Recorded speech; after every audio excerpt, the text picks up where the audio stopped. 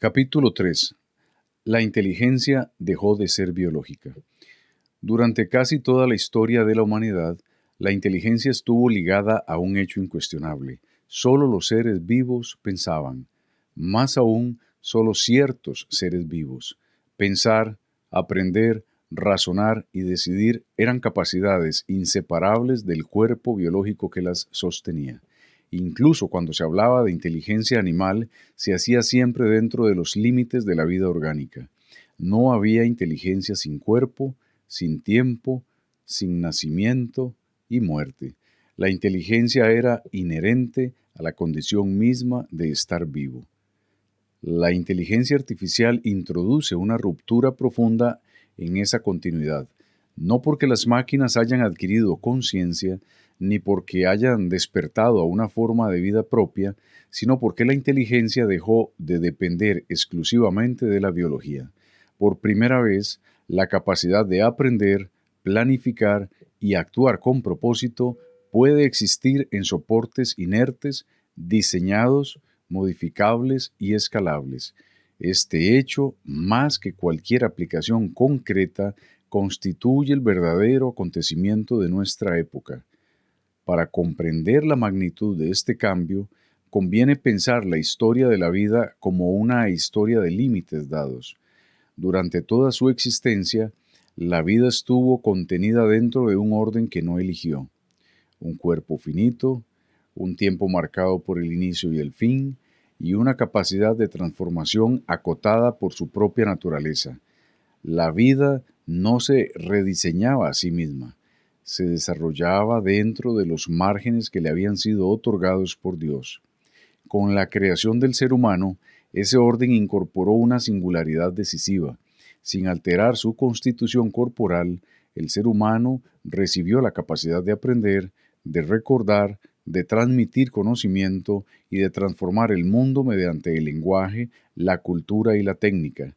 Desde entonces, la historia humana ha sido la historia de una inteligencia que opera dentro de límites dados, pero que puede interpretarlos, organizarlos y ampliarlos mediante el conocimiento.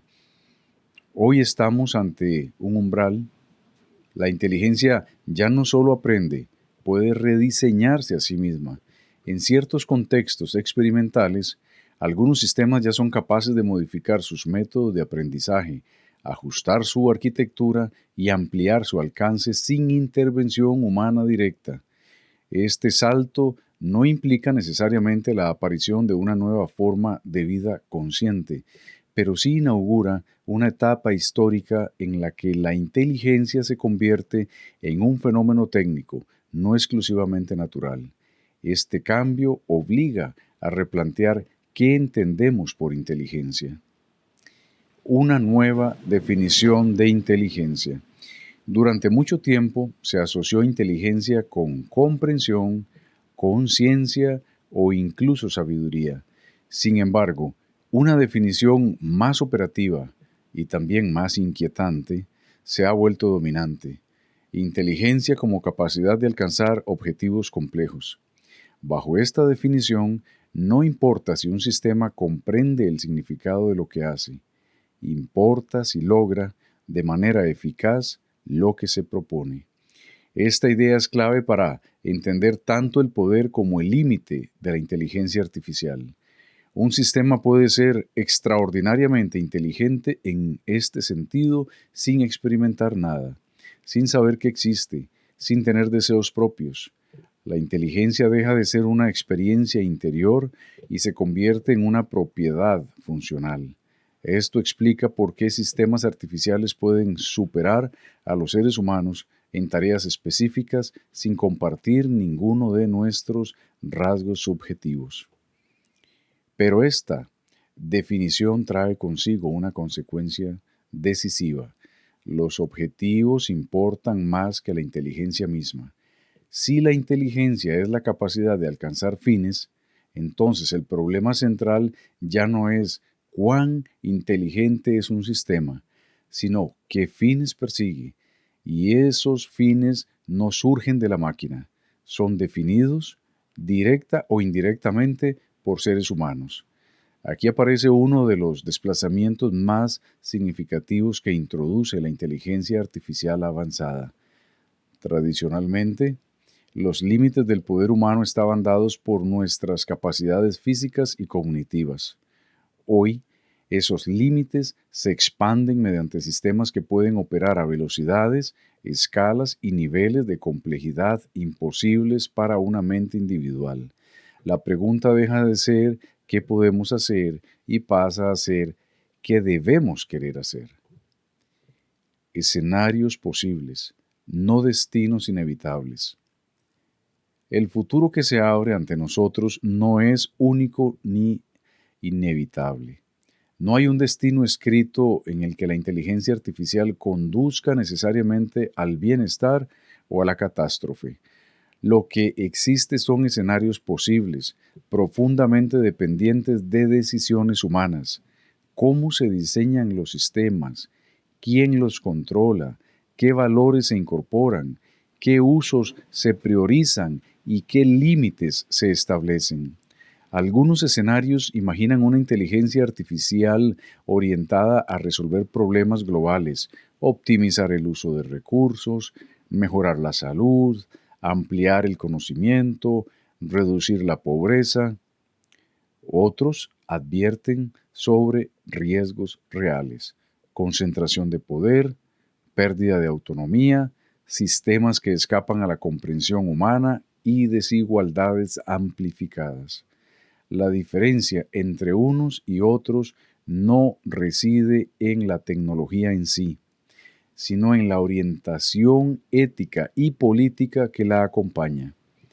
Uno de los errores más frecuentes al pensar en la inteligencia artificial es suponer que el peligro principal reside en que las máquinas desarrollen voluntad propia.